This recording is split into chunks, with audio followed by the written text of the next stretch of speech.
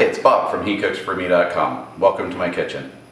Today we're doing our New Year's Day meal, and we follow a tradition that says that eating pork on New Year's Day is supposed to bring good luck throughout the year.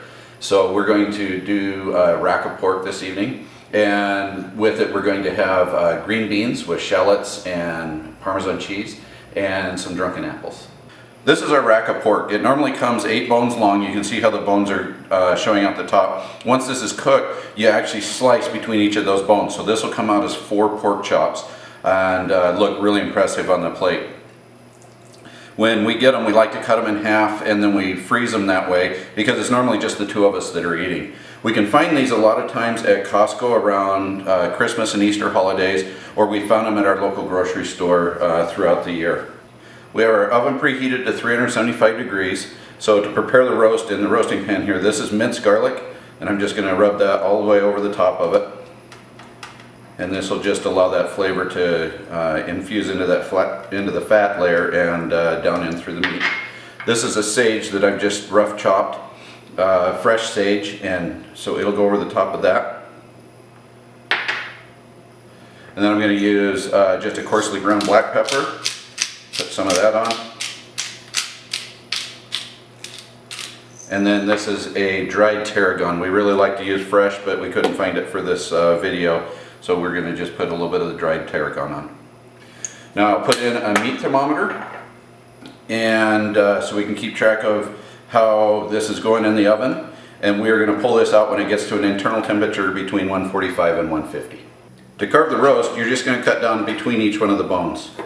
And there's a little part that gets difficult to cut, and so it's easier if you almost go through the whole roast like that and then let them cut out.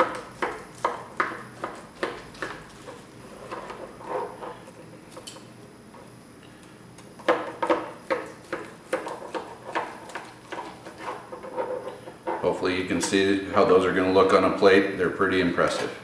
To plate our meal tonight, I'm just going to take one of those pork chops, and then I'm going to cover it with some of the drunken apples.